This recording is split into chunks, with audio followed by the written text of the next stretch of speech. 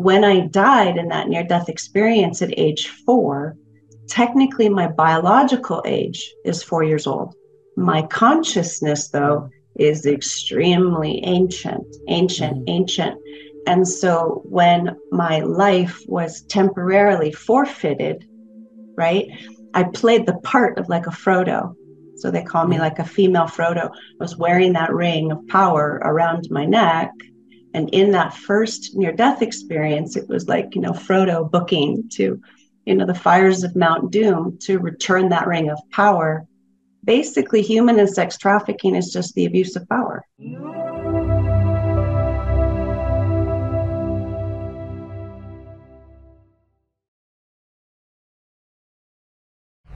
I'd like to welcome to the show Reverend Devi Grace. How you doing, Reverend Devi? Oh, delighted to be here today with you this summer. Thank you so much for coming on the show. I'm really looking forward to talking about your interesting adventures and misadventures in this lifetime. Of the unusual kind. Yes, a very unusual kind. So before we get into into your NDEs, we're also going to talk a little bit later about your walk-ins, which I think had one other person on the show in all these episodes that had a walk-in. So we'll talk a little bit more deeply about walk-ins, and you had 5 of them apparently. So yes. you need to close the door. It's enough with the walk-ins. And you had 2 NDEs, so you need to stop dying too. I mean, after the first one, you should have moved on.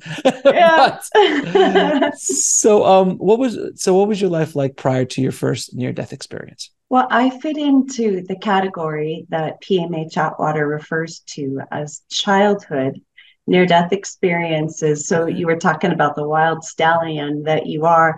So my consciousness was very much eager to be of service. And got started very, very early so that, quote unquote, now in the 2023, 2024, 2025, 2026 timeline, I'm like an elder, even though, right, I'm half a century. I've had the life experience, right, of a shamanic grandmother, probably about, like 88 years of wisdom. And I'm ready to be that resource for others because, like we said, we just didn't waste any time. And jumped right in upon early arrival. So what was your near-death experience? Do you remember the first near-death experience since you were so young? Yes. However, I always love to contextualize the value of an experience with what you would call the fertility of the foundation. And it would be helpful to discuss the purpose of the near-death experiences from the perspective of the pre-birth planning. Please. So I've researched that you've had other presenters. So if you haven't heard of that term, just look up Next Level Soul pre-birth planning. And so then we'll have multiple speakers, right? Multiple authors that will be able to answer any of your questions with this episode. And so my function is to be a dispensation of grace for the ancestral healing of the entire species. So this is really not my near-death experience. It's really something that the ancestors were still, grappling with and coming to terms with even before, quote unquote, I arrived. So that means that I was literally recruited by the ancient ones, which, like all the ascended masters, right? The ancient ones. Hey, we got a bloodline on the planet that really needs a lot of help to come back to love, to come back to wholeness, to come back to unity. And oh, by the way, if you help this bloodline, then you're actually helping the whole human ancestral family tree of life. So that it's not just helping this one family system, as we say in family systemic constellations that Bert Hellinger started. You have a breakthrough in one family system, and then, as Rupert Sheldrake said, through morphogenetic fields, right, you can then be assisting all the fractal healing in all these other family systems around the planet that technically don't even know each other. So it's the purity of the intent. And so if you go back to PMA Chatwater's research on childhood near-death experiences, I didn't need to have that experience. It wasn't like a lesson. So do you see the context? So in Buddhism, they have the archetype of a bodhisattva. And bodhisattvas, we don't have karma, right? We come to be of service So it's kind of like that bodhisattva consciousness scanned the planet and said, okay, so where does humanity need the most help? And they zoned in on this family system. And then they asked, do we have anybody willing to go and assist with those issues, unresolved issues? And then I was recruited. I was chosen because I had the potency to stay the course, as you would say, 2 near-death experiences and 5 walk-ins, a lot of territory to navigate. Mm-hmm. And yet, really, the way we can talk about this most fluidly is to reference one of your other speakers, Dr. Ervin Laszlo, who talks about the science and the Akashic field, right? Mm-hmm. Or Amit Goswami, who talks about quantum physics. The only way that we can actually talk about my experiences means that we glean from the wisdom of your other speakers that I am just a manifestation of this brilliant awareness of the quantum unified field that was scanning all what we would call those timelines to see what could bring in the medicine of love, to bring love where love has never been before. Does that translate? It makes perfect sense. I want to ask you 2 questions before we continue, because you brought up 2 very interesting ideas that I have not really tackled before on the show. Bloodlines and the Buddhist Bodhisattva. I can't, forgive me. A bodhisattva. The Bodhisattva. I do the best I can. So both of those concepts. One, because a lot of people don't understand the bloodline issue, a bloodline idea, where there are bloodlines of people who are channels or are psychic mediums or just come from a long line of, people that they help the earth and things like that. Yeah. But there is a genetic aspect to it. And I love what you said. You're like, hey guys, there's a bloodline down here. Does anybody want to jump in? Because this bloodline needs, so there is this, like, I hate to say, like, it's almost kind of like that whoever's born to that bloodline is going to be given these gifts because of the genetic makeup of the bloodline here on Earth in this dimension. Does that make sense as an explanation? Yes. And right, the avatar behind you, the yogi, right? Yes, Yogananda. This is also yogic lineages. So it works both ways, right? So I incarnated into a family line that had many, many issues of separation and duality and polarity, which are best highlighted right now by this beautiful film on the planet called Sound of Freedom, which goes worldwide starting September 1st, about the neutralization of, child and human sex trafficking. And as this beautiful real life story exemplifies, it is many generations deep. It's one of the oldest industries on the planet, and it's the #1 grossing black market industry in the history of the human species. So we're looking at manifesting this new earth paradigm that's based on love's universal force and love's universal presence. And fair to say, human and sex trafficking is anti-love, right? Or the opposite, of that bodhisattva, love and compassion. So a bodhisattva is like a Guanyin. A bodhisattva is like a Buddha. A bodhisattva is like a Yeshua, like the avatars. They are the bodhisattvas, because they come to purify density. And so I came to purify that density where many, many, many millions of children have been harmed on this planet, and there was no champion, right? So in other interviews, it's like I'm a guardian for the children. Got it. And so when I died in that near-death experience at age 4, technically my biological age is 4 years old. My consciousness, though, is extremely ancient.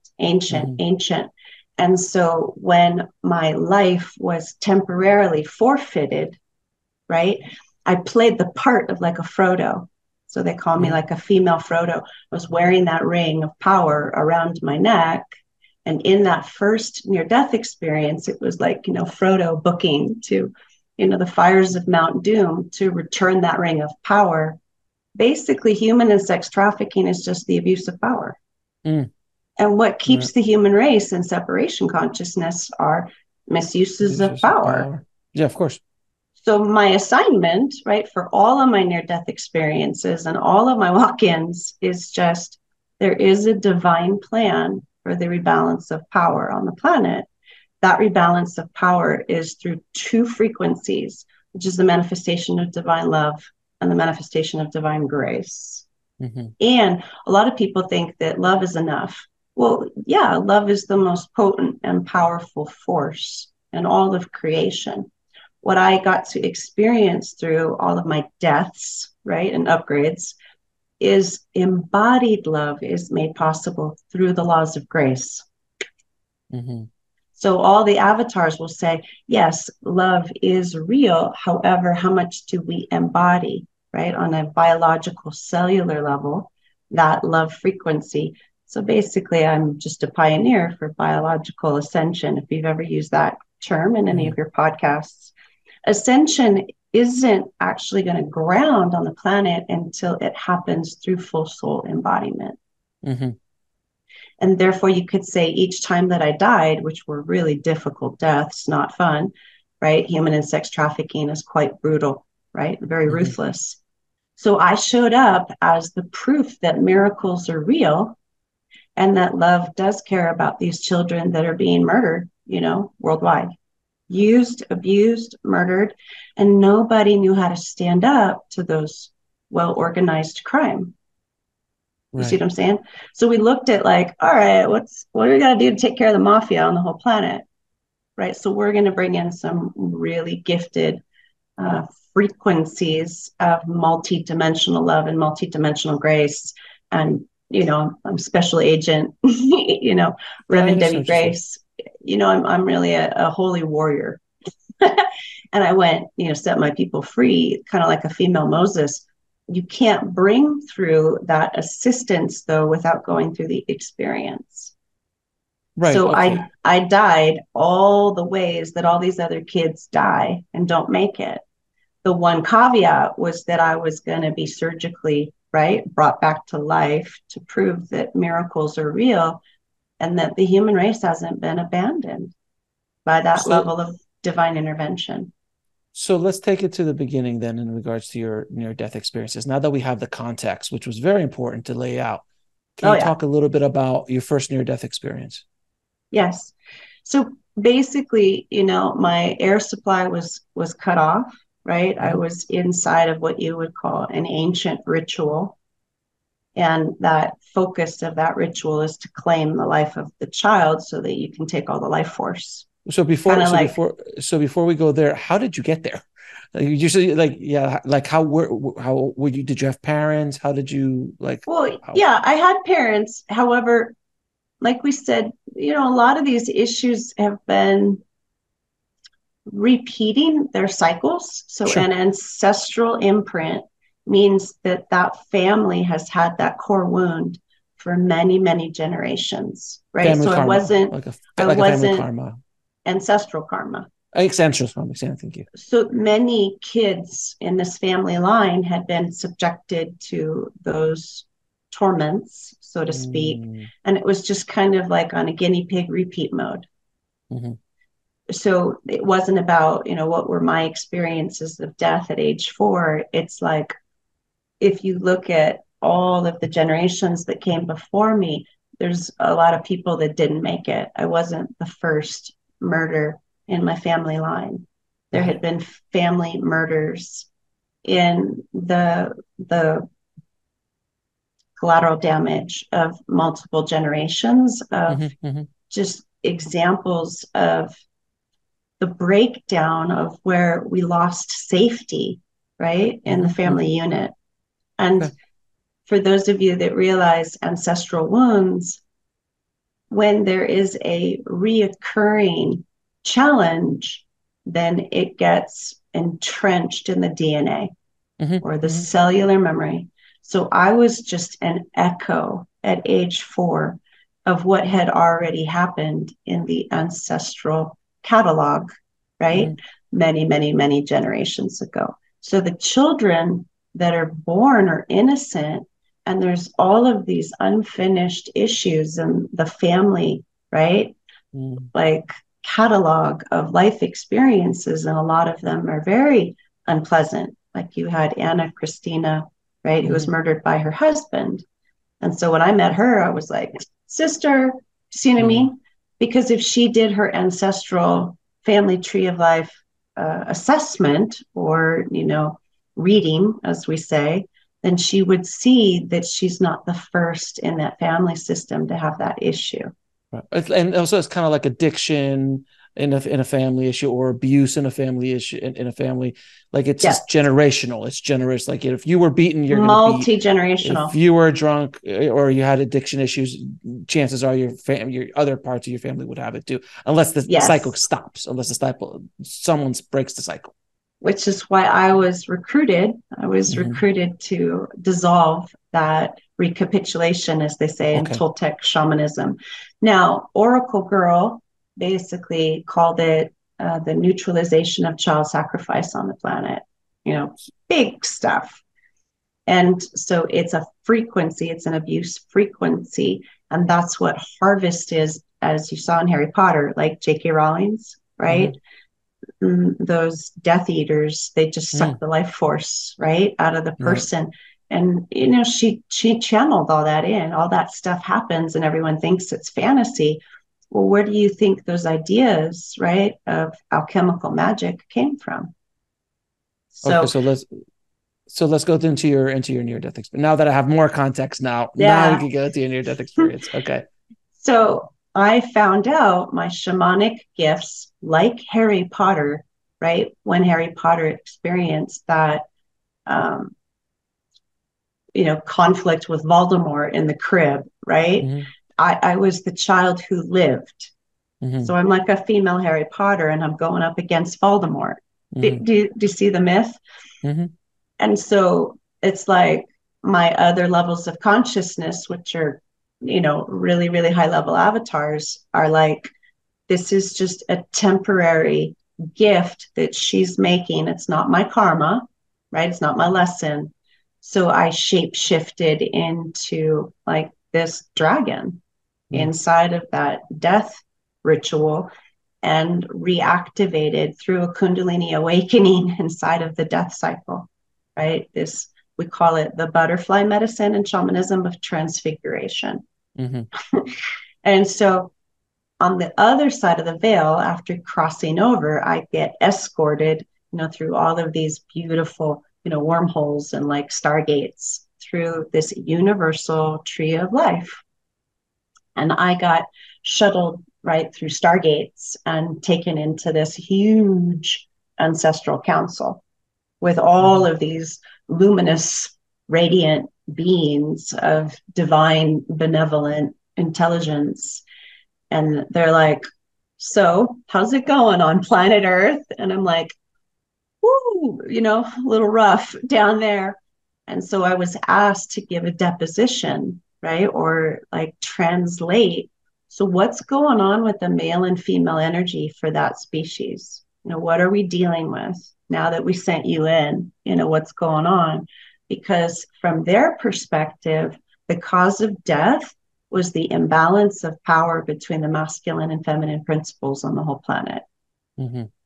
Cause of death is, right, inequity.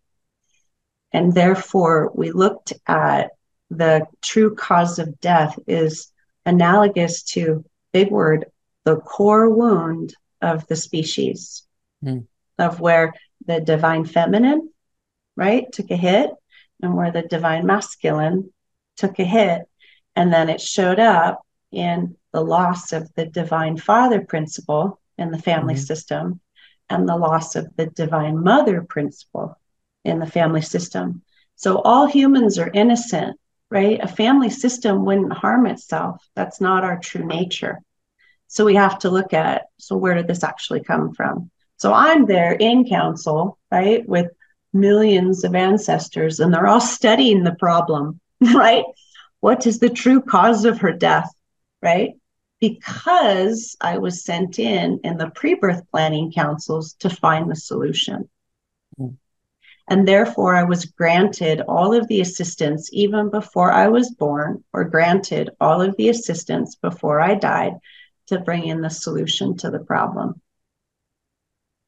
Therefore, I could really use my power of clarity. Like, you sent me in to fix this thing. So let's roll up our sleeves and let's get going. And so we stayed in what you would call deliberations of council meeting after council meeting until we got to the core nugget of where the male and female energies got off balanced.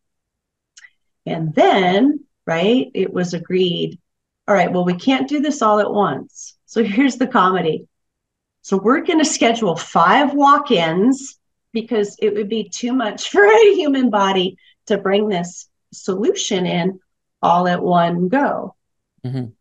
So we had the strategy of like, so we're going to do this in 5 upgrades. And eventually you're going to bring in this antidote to the poison. The poison is separation. The antidote is the divine marriage. Mm-hmm. However, it may sound funny.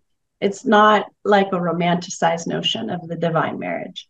This is the highest frequency of the divine feminine, which is a magnetic charge, and the highest frequency of the divine masculine, which is an electric charge, and the sacred marriage of the union of a quantum unified electromagnetic field that opens up, right, multidimensional plasma. And you're going to start downloading, right, a quantum unified field into your physical human body, which vibrates at the frequency of source code. And there's this like funny science fiction film. So if you haven't seen, source code, go watch that movie and you'll know what we're talking about. And then because we're so conscientious about ensuring that this is going to work, we ran on the other side in my quote unquote end of life review, which is an ancestral council, millions of timelines, like researchers, like galactic researchers, right? With all of the ascended masters assisting, mind you, right? Find us the path of grace, find us the organic timeline where this whole thing works. And we clear the abuse of power on the entire planet. And then we'll send her back in. So that would be years and years and years and years of the best, the highest talent you got.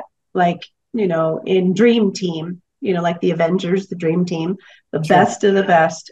And so I kid you not, souls have incarnated on the planet after my near-death experience, right? Feel quantum timelines. Like, hey, I know you. You were in council meeting. I wasn't going to incarnate, but because of you, right? We knew we needed to bring in those other recruits. They weren't even born yet. So they find me on this planet, right? And they're like, hey, I incarnated because of you in that council meeting. And I just giggle and I go like, well, hey, you got this amazing gift. So you're here. So let's co-create. So it's really this cooperative investment in this epic, like, collaboration of consciousness that as I re-entered, I didn't just re-enter as a human female. I re-entered with all of these recruits of all of these unborn kids that weren't even conceived yet to come together and build a real Jedi council. So I am actually Jedi lineage. If you do your research, right, the Star Wars borrowed Jedi, Jedi, from Egyptian Jedi, D-J-E-D-H-I, and we are divine warriors.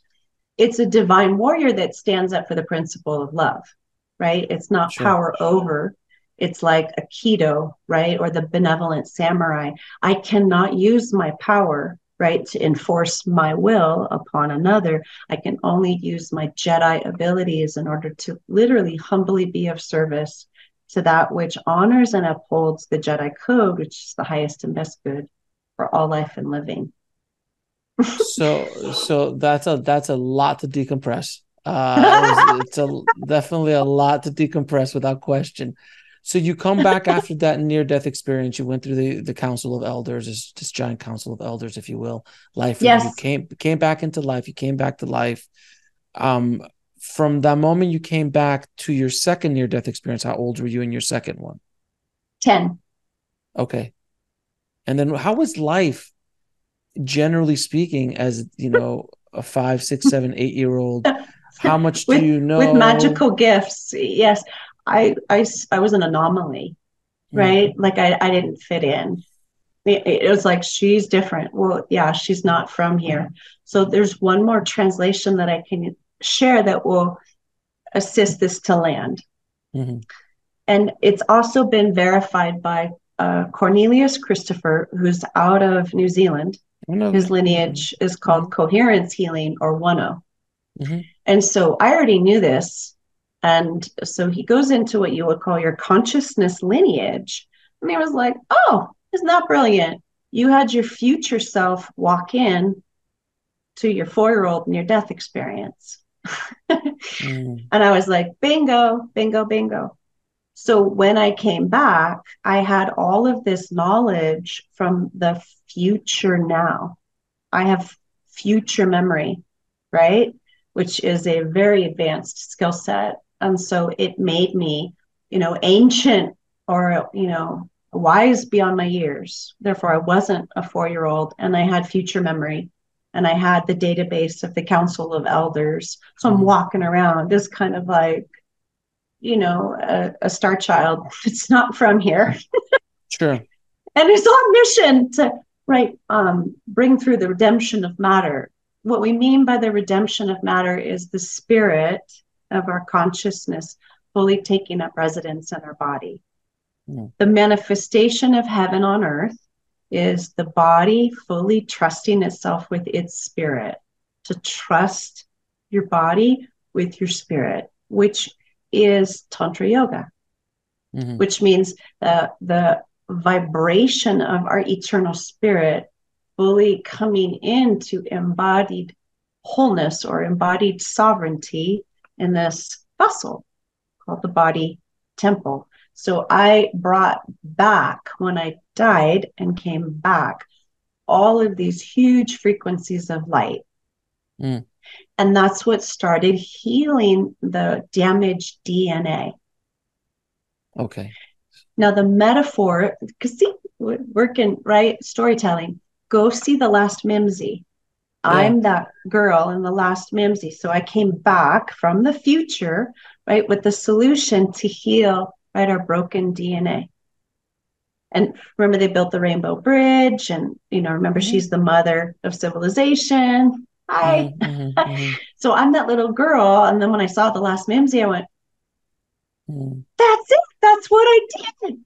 you mhm. know but do you see, the Last Mimsy screenwriters brought in that screenplay after I had this near death experience, so it was in the collective morphogenetic field for somebody that's that creative to see that story and tell it through the art form of, which you know so well, Mhm.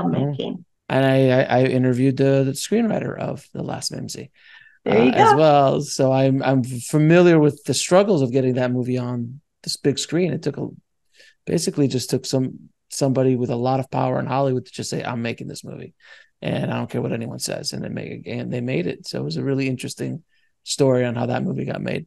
So your second near death experience, tell me how that goes.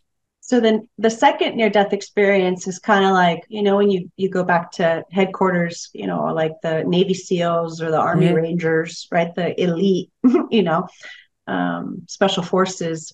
That was like intake of like, okay, so what's the status, right, of our initiative, because the violence hadn't stopped, right? So we're like doing this intake. Okay, 6 years later, where are we at? Like field assessment. And so basically, they're like, well, okay, so you're receiving the energy of the Divine Mother pretty well, which is the Gayatri frequency.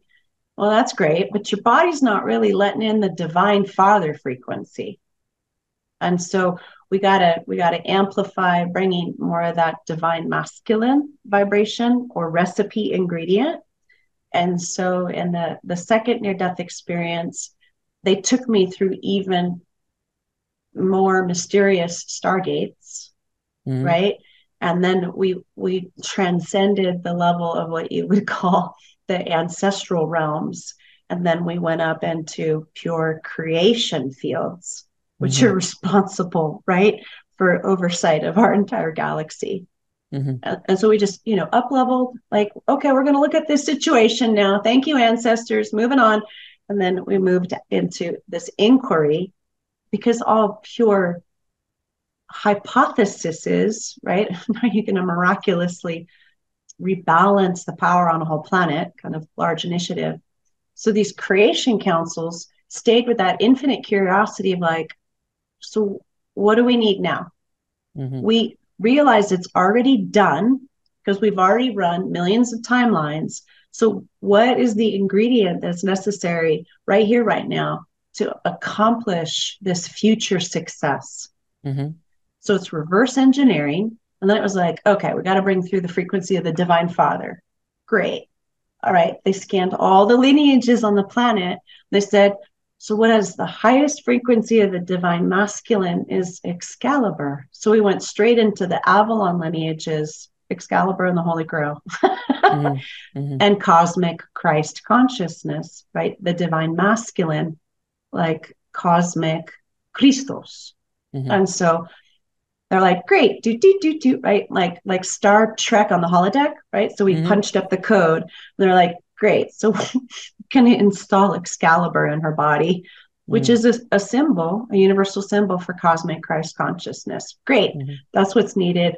Then I get sent back in, right? With that frequency, which in Sanskrit is called the divine union, hence Samavesha. And the Divine Mother frequency of the first near-death experience technically went through this alchemical ceremony with the Divine Father frequency, which is basically bringing in Excalibur and the Holy Grail into my dead body, just to keep the mission on track. Right. And so this may sound really bizarre. However, we have said in morphogenetic field physics, truth is stranger than fiction. These are archetypes, and these archetypes are very real if you can embody, right? If you can raise your vibratory frequency on that river to actually bring down an archetype that huge into a human body to keep things on track. So with the second near death, what actually happened in the next second near death experience? Was it? Oh, technically I committed suicide. It was like the issue of the human and sex trafficking like wasn't resolving itself. And so, the first near death at 10 years old?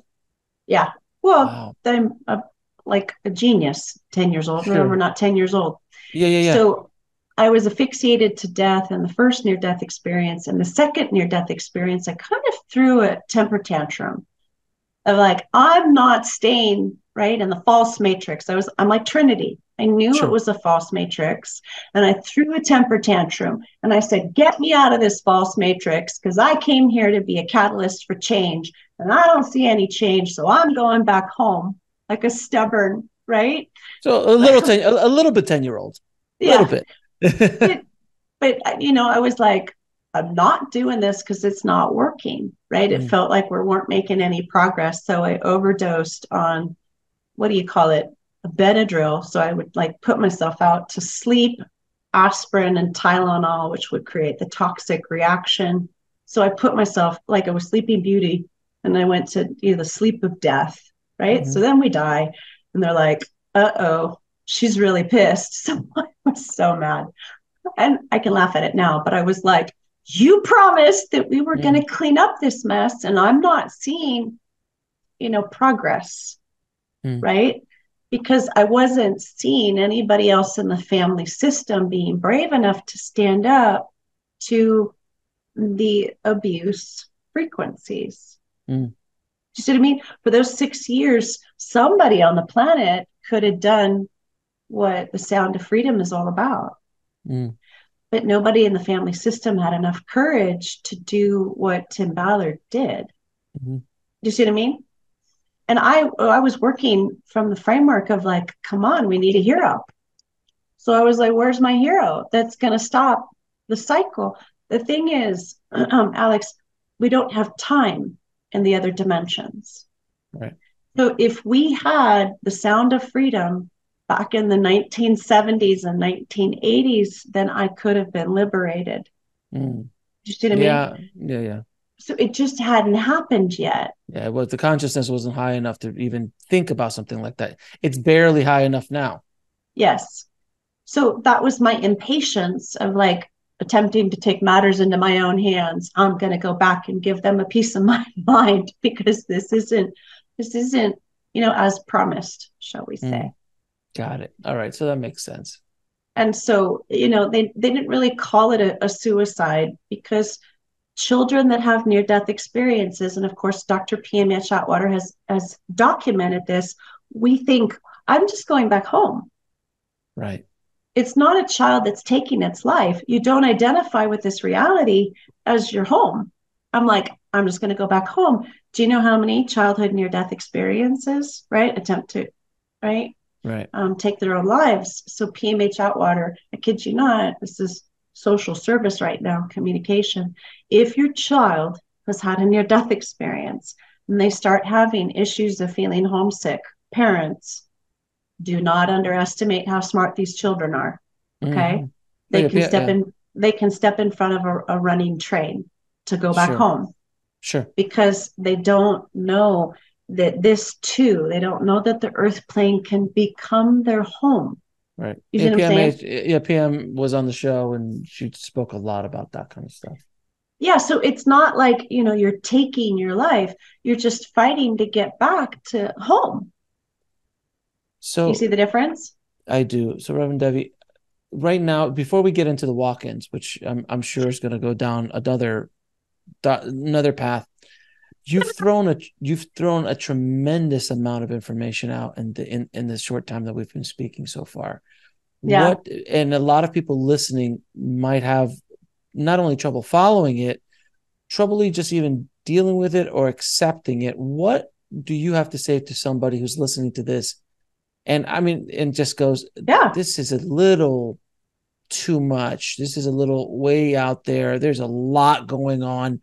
Can you say something to kind of bring it to a place where somebody that is thinking that right now could go, oh, okay, I get what she's trying to say? Because I'm very experienced in this space. I've talked look to at a all the lot of interviews people that you've done. Right. Right. Everything you've said, I've caught for the most part. I understand where you're coming from, but I'm thinking myself, because I always think of myself as the audience. So as I'm like, some people, this is going to fly over people's heads. Some people will just dismiss it. And I know what you're trying to do.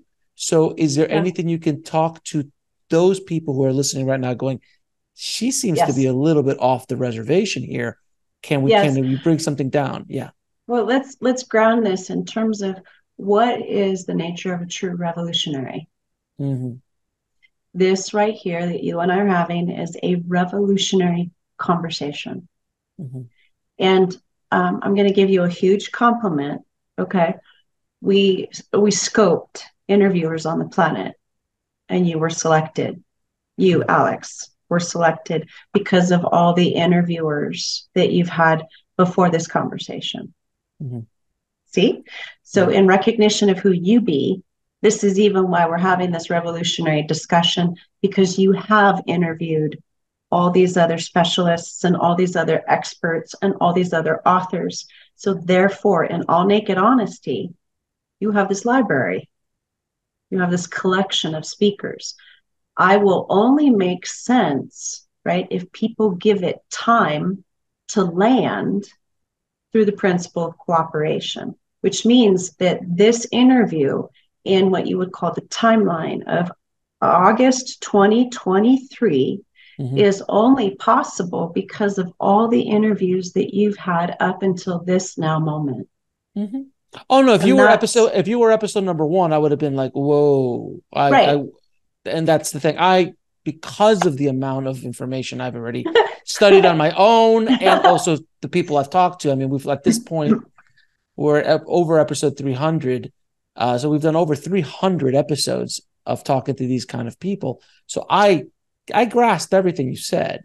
Yes, but a lot of people are still. I see what you're saying. You have to look at it as a library. Now the principle is patience. Do people have the patience to then now cross-reference your library if they're truly curious, right, to enter into brave new frontiers. Mm-hmm. So, how am I any different than the radical, proposition that any massive demarcation of human advancement that we've ever had in the history mm-hmm. of the species has been initially met with resistance? Everyone. Therefore, skepticism is healthy, mm-hmm. right? Resistance is normal. And, confusion is par for the course. Mm-hmm. I am that much of a visionary, right? That all visionaries of this magnitude are initially met like Einstein with like, what? Mm-hmm. It's like a female Einstein here, right? And mm-hmm. do you think anybody understood Einstein at first? No. I understand what you're trying to say. It's through willingness, right? Curiosity and patience. So if somebody would like to be brave, right? And like the Star Trek logo into Brave New Frontiers right here is Brave New Frontier. It would require one to transcend the known, which takes a lot of courage, because it would mean the humility of the human identity to admit, oh, maybe I don't know everything there is to know. Maybe mm-hmm. I'm a novice in this conversation, and that's not a judgment. Maybe that's a good thing. Mm-hmm. So if I can instill the presence or the principle of curiosity when we're looking at a revolutionary conversation that is a massive advancement in human awareness and species mm-hmm. evolution, it's going to require multiple interviews, right? I have many books to write. So I'm okay if this doesn't actually translate, like for maybe like 2 or 3 more years. Who cares? We're getting the process started today because there is no time. I'm in this for the long game. I don't need people to comprehend what I'm saying today. However, I can guarantee you millions of people are grateful in the future because we're having this conversation today. Think of, the Avengers, the multiverse. I came back from the multiverse. So if somebody doesn't have the basics of quantum mechanics, right, this isn't going to translate right now. Oh, no, absolutely. I mean, because of my understanding, my rudimentary understanding of quantum mechanics and quantum physics, and having multiple hour-long conversation with quantum physicists about this and spirituality, I could grasp a lot of these ideas. But you're right. This is at a different level conversation, and you really do need to go back to my archives and watch other people. Watch Tom Campbell about quantum physics and spirituality. Yes. Watch PMH Atwater. Watch Robert Schwartz. There's so many different people that will kind of fill in some of the holes in your understanding of this conversation. And guess who did his work with me in the writing of his second book? Robert Schwartz is a client of mine, right? So that's how I know a lot of your presenters, because they've been clients of mine. Hint, hint, wink, wink. Okay. Right. So my service is impeccable. Robert Schwartz basically said, oh my God, I can't even comprehend how she works with the pre-birth planning councils until, he read I Remember Union, right? Mm-hmm. Which is a book from another girlfriend of mine. And, he was just blown away. And that was in 2010, 2011. And when he was writing, Your Soul's Gift. So yes, read Robert Schwartz series. I have the endorsement of great visionaries like Robert Schwartz who have trained with me. Like, she is off the charts in terms of the clarity of the big picture, right? Of how do you step onto your destiny path that may sound like it's complete and total science fiction. Because even for Robert Schwartz, look at how much he's respected now. When he came to me for help, he hadn't put all the pieces of the puzzle together yet. So I am like that ancient wise one, right? I'm the archetype of the oracle. And I sat there for Robert Schwartz and many like him, right? Many gifted authors, and helped them put the pieces of the big puzzle together in terms of how our deepest wounds actually become our greatest successes.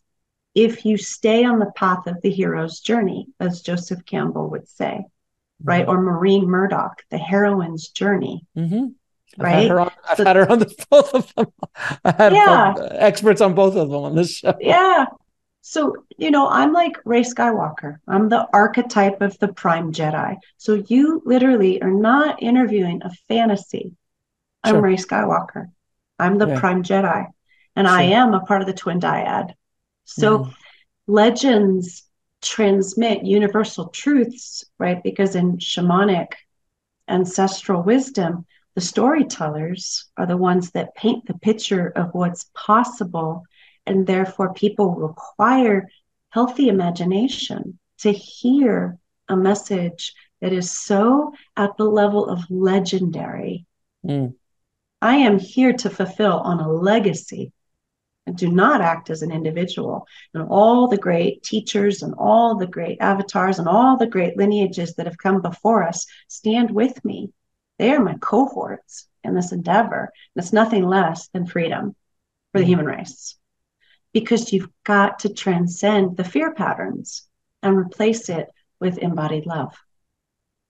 All So, that I've ever done, right, is to yeah. meet those experiences of fear and rewrite, recode with manifestation of higher vibration of love.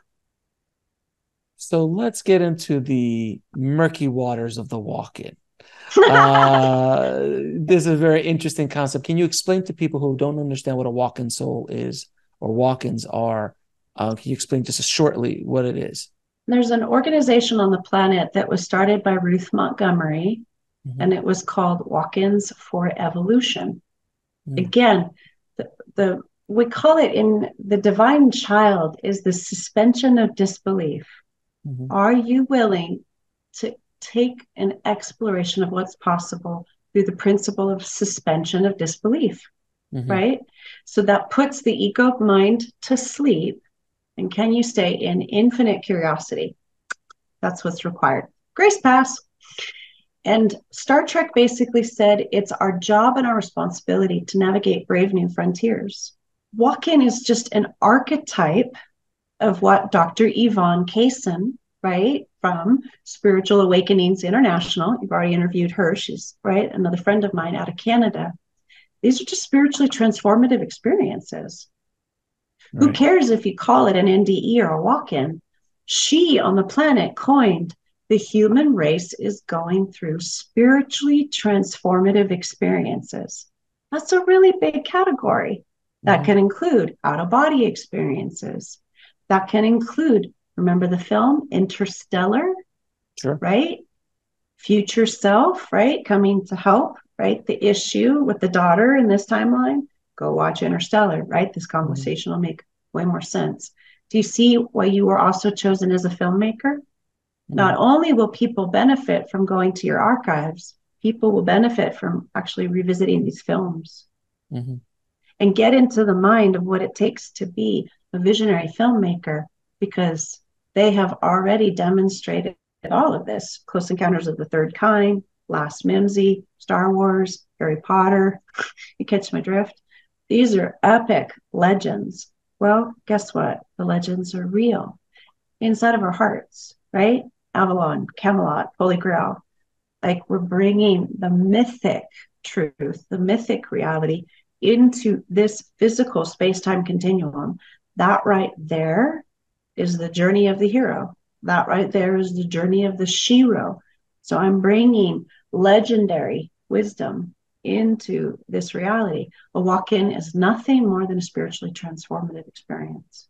So then I've heard, my understanding of a walk-in is that one soul leaves, another soul comes into the body, and they That's literally. only that's Uh-huh. only one category, right? Okay. Uh-huh. That's why I wanted to or desired. Open It's got it. to ground STEs, right? Don't know what we're Sure. talking about. Go check out Dr. Yvonne Kaysen, Sure. SAI International. A walk-in can happen through a soul exchange Right. because of the multidimensionality of consciousness. Mm-hmm.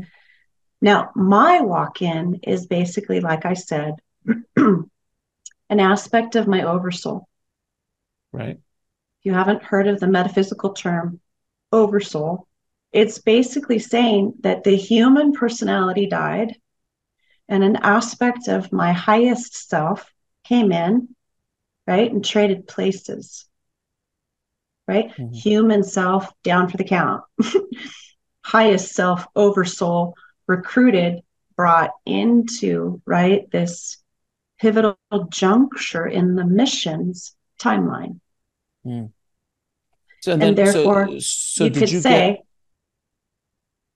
go do ahead? you see it? It's my future self that hopped in through the near death experience. My walk in is my future self, right? Time traveling through the Now, wormholes. wait. So wait a minute. So stop for a second. Stop for a second, because people, you start losing people, and this is what I kind of I try to bring it down to a place where people understand. Is what you're talking about is the concept that there is no time, and that the past, quote unquote, past and future are all happening at the exact same time.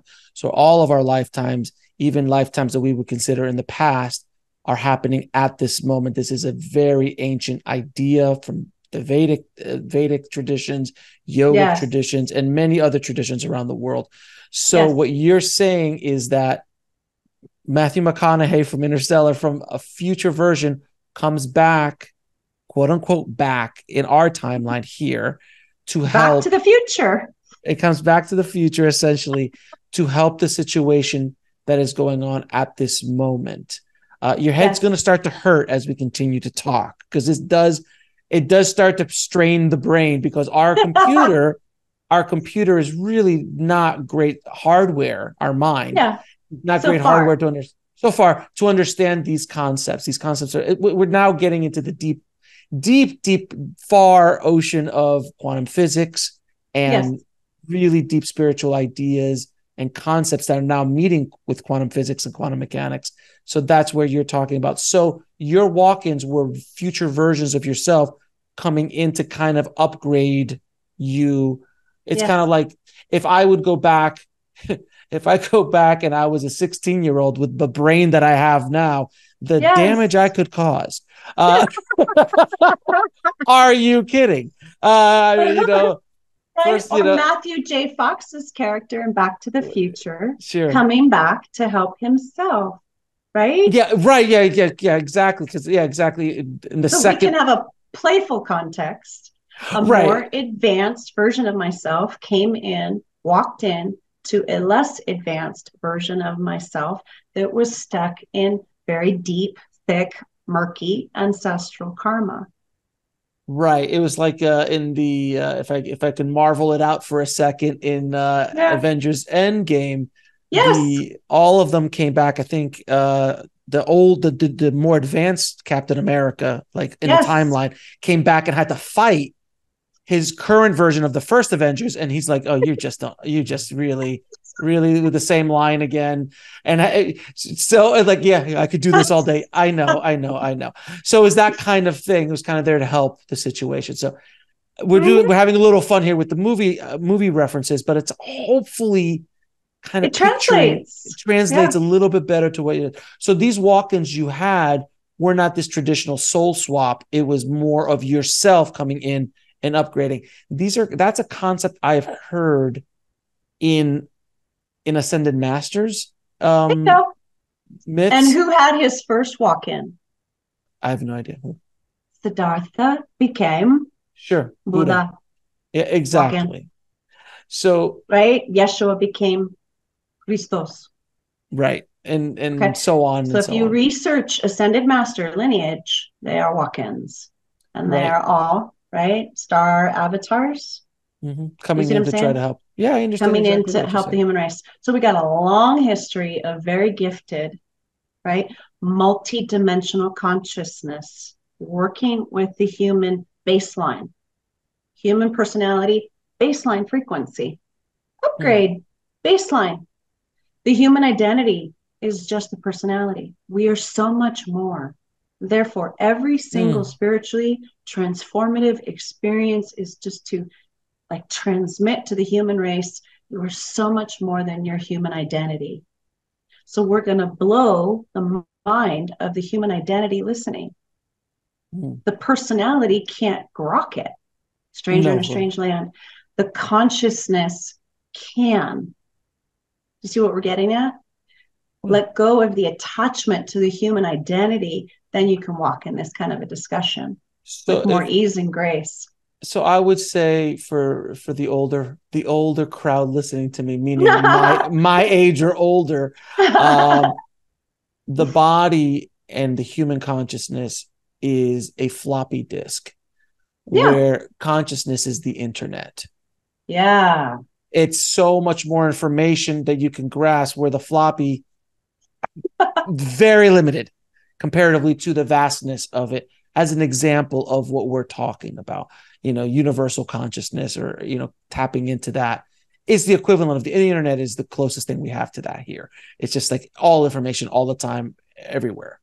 And brave new frontiers right now is not computer tech.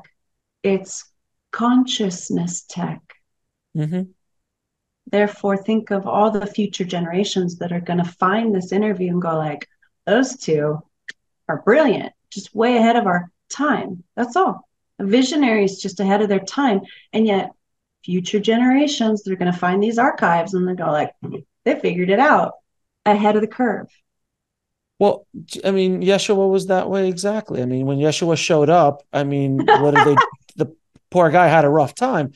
But so did Siddhartha. Nobody understood. Siddhartha. Like, what happened to Siddhartha?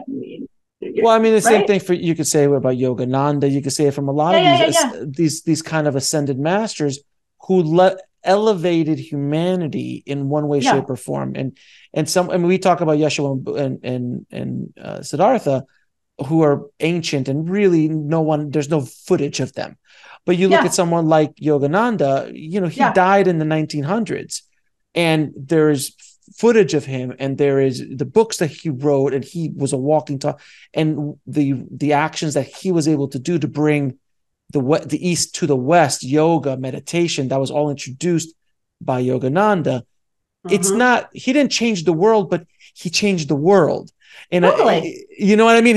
He didn't change the world, but he changed the world with these ideas, just a basic. He left a blueprint.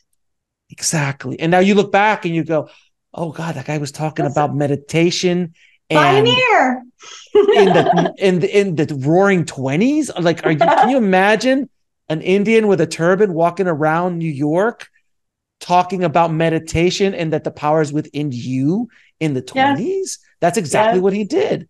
Yeah. So you look back at those kind of things. So that's what you're talking about, not people looking back at this. He was way ahead of his time, but all revolutionary ideas are ahead of their time, because they just don't. Bingo.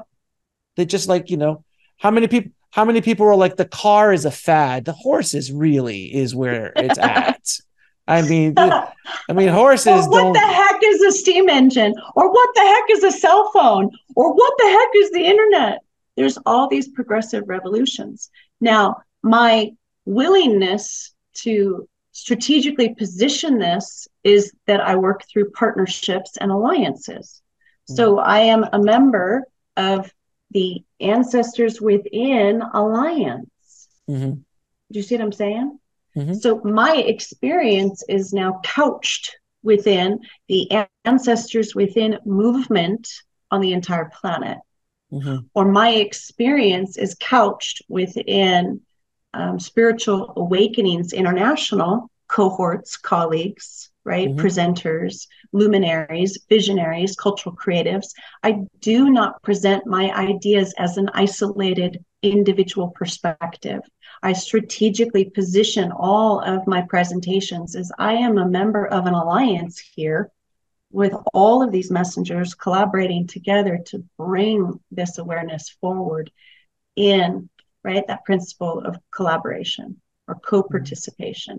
Not my voice, it's our voice. I'm a we here, right? All these other authors stand with me, right? Or the organization Beyond Being Human, right?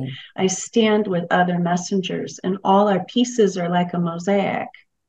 My piece makes more sense if you can actually appreciate the beauty, the artwork of a mosaic. You see what I'm saying?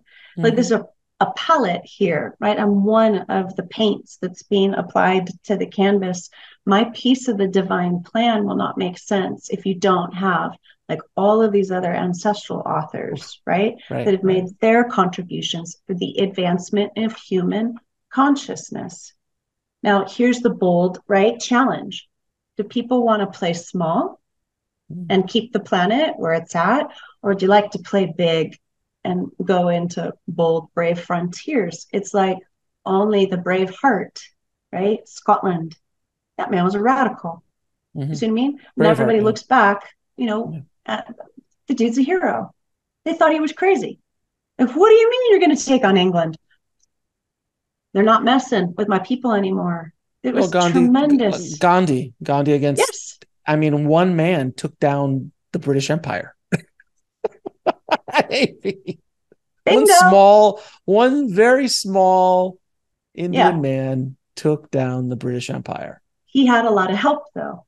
Yes, but it started with him. He's the Right. inspiration. Yeah. So Gandhi did not publicly discuss the way I'm publicly discussing with you now, the multidimensional upgrades that he received in order to accomplish that mission. Right. Well, There he are couldn't have. actually He there couldn't are have. actually far more occurrences of walk-ins than people have actually openly discussed. Sure. One of the most famous walk-ins is Abraham Lincoln. Mm. Okay. If you have a really big mission, okay, and you get stuck in any point of that mission, it was said that if Abraham Lincoln did not complete his mission, our country would have gone into chaos from the wreckage of those civil wars. It was therefore divinely deemed absolutely necessary that Abraham Lincoln receive an upgrade so we could have the version of Abraham Lincoln that we have on the planet now. Now, the other individual that people go like, huh, what happened to Gorbachev? Why did Gorbachev do this, radical, right? Reorientation. So do you see, if I name off all the walk-ins, you have a long list. These are progressive leaders that are in very challenging, right, roles or assignments. Yeah. And if the mission is in jeopardy, and if that mission has to succeed in order to help the human race evolve, extra assistance is sent in. Look at all of the other science fiction films, right, where they have to Groundhog Day. Go back into that timeline, right? Bill Murray. Most spiritual movie of all time. And again, right? So I had Groundhog Day in my end of life review. When you have a near-death experience, go to the International Association for Near-Death Studies, IANDS, or ASSIST, American Center for the Integration of Spiritually Transformative Experiences. Look up the term end-of-life review. I was stuck in Groundhog Day in my end-of-life review. How are we going to fix this issue of the abuse of power?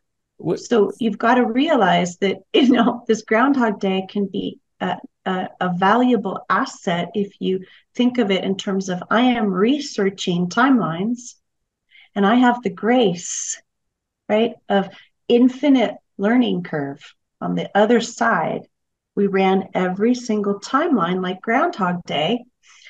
Does it work this way? No. Does it work this way? No. Does it work this way? No. Only until we found the timeline in my end of life review, right? Which is the dispensation of grace that we were looking for. That dispensation of grace then identified she's going to need 5 upgrades. You can call it a walk-in. That's jargon. It's gobbledygook. It's an advancement. It's a quantum leap in consciousness. Yeah. And if somebody is humble enough, they're going to get excited about, we have quantum leaps of consciousness that are possible.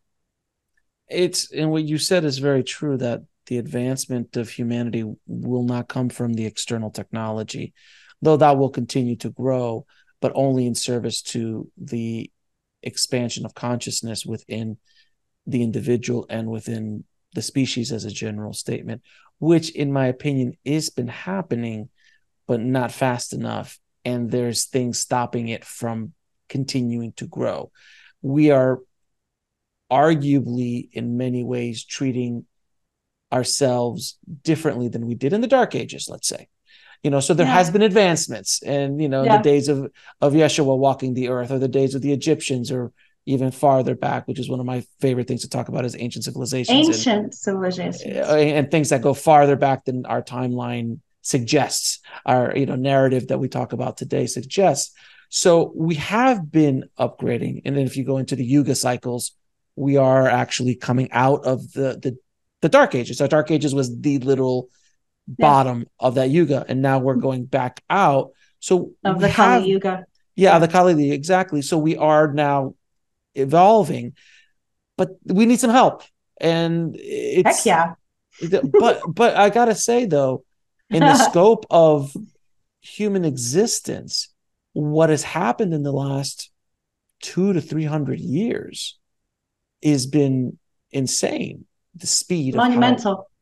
Insane. If you just want to talk about 200 or 300 years, but if you talk about the last 2,000 years, in the scope of humanity, in the scope of this planet, that's not even a blink. That's not even a blink. And what we've been able to do is pretty amazing. But now we're getting to that breaking point where we need to either tipping point. We're at the tipping point that we need to wake everybody up, and that's the term, waking everybody up to the power within themselves, in the deep going. It's what Jesus was saying 2,000 years ago. Avatar has said. every single ascended master avatar who's come to the planet has always said the power is within you. And if you continue, that's why meditation is so important. That's why going inward for the answers is so important. And I think that is the next great evolutionary jump of our species. And when we transcend that, that's when really interesting things are going to happen for the species, for the planet, and so on. So I do appreciate the divinity within, right? Yes. And to get away from the name of the game is the divinity within. Right. And to get away from this dogmatic, religious backgrounds and things like that, which for some people is still something that they need, and that's fine. And if that brings you closer to God or to source, that's fine. But eventually, like I literally just went 2.5 weeks ago, I was in the Vatican, and I was in St. Peter's Basilica, and I'm walking around, and I got to go down into the catacombs where the where the popes are all buried, and then I turn a corner and I go, oh look, there's St. Peter. Yeah. like the Apostle Peter is there, like his body is there, and I'm like, interested. Like I just was really blown away by that idea. But then you're walking around the Vatican City, you walk around the Vatican, and you see, and the first thought that popped in my head, I was like, wow, this has such little to do with Jesus. It has nothing to do with his teachings. It's all about the power of the organization and its own abuse of power. Let's not talk about the abuse of power of the church over the last 2,000 years. That's a human interpretation. Correct. Right. And I have met one of the direct descendants of St. Peter. So I've assisted also or supported St. Peter's bloodline, right? His descendant, right? So the name of the game here is miracles are real. Yes. And the greatest advancement now is the technology of our consciousness. And thank heavens we have the saving grace that we actually are multidimensional. So the bottom line, what's the takeaway? You can transform your core wound with the assistance of your multidimensional love, because that core wound is not individual. It is connected to ancestral issues. And oh, by the way, it is connected to archetypal issues. So it behooves the human race to think outside of the box. And for those that have the brave heart, your consciousness will get the idea very clearly from this interview today that you can petition for miracles. It's leadership legacy, right? Through the manifestation of embodied divine miracles. A miracle is not a fantasy. It's our capacity to receive that gift of love. and that the technology of miracles is genuinely real. And my whole story is just to prove that very point. The walk away from this whole conversation is technology of miracles is real. Got it. So can you be open to asking? Ask and it is given. If the human race doesn't know that you can ask for that grace, the laws of grace trump, supersede the laws of any concept of karma. The law of grace is stronger than any other manifestation of what you would call the thought form of a karmic blueprint.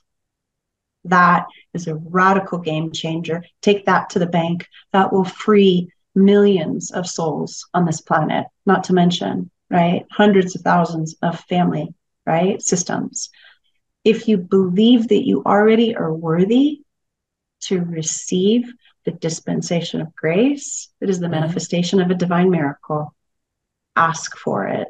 Be the hero of your own life and know that the idea, right, to even inquire what miracles are possible for me in my lifetime is coming from, like you say, power of the divine within.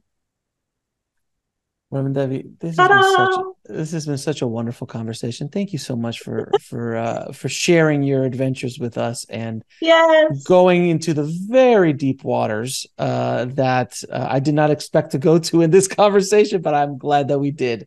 Now I'm going to ask you. Surprise! Now I'm going to ask you a few questions. I ask all my guests. Yes. What is your definition of living a fulfilled life?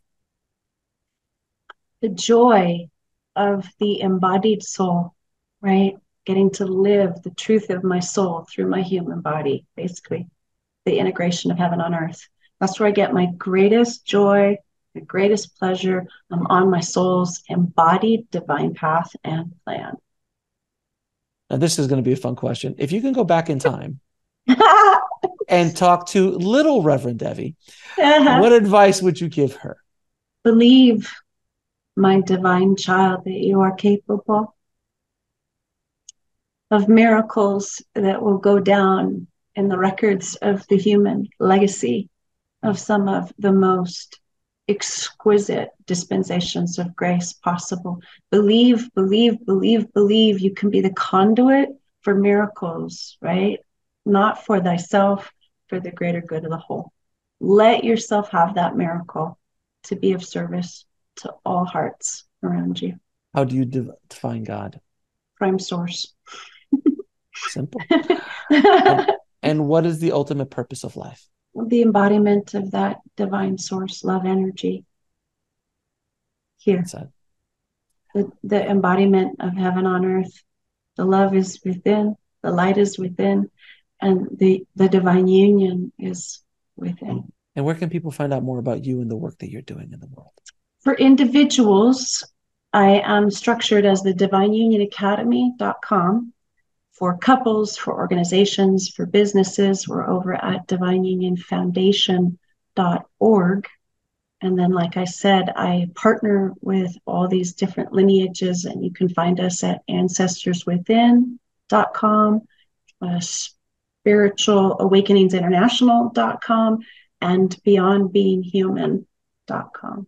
And do you have any parting messages for the audience? Never underestimate that a single choice point can entirely alter a complete and total timeline in the blink of an eye. Never underestimate the power of your love to completely transform the trajectory of an entire timeline. Basically, love and grace wins, and it wins through us choosing to be, right, that pivot. Reverend Devi, thank you again so much for coming on the show. I appreciate you and the work that you are doing in the world. So I appreciate you, my dear. Thank you so much. And thank you, Alex, for everything that you're stewarding, and to be continued. Thanks for watching. Click on one of the videos below to continue your journey, and don't forget to subscribe.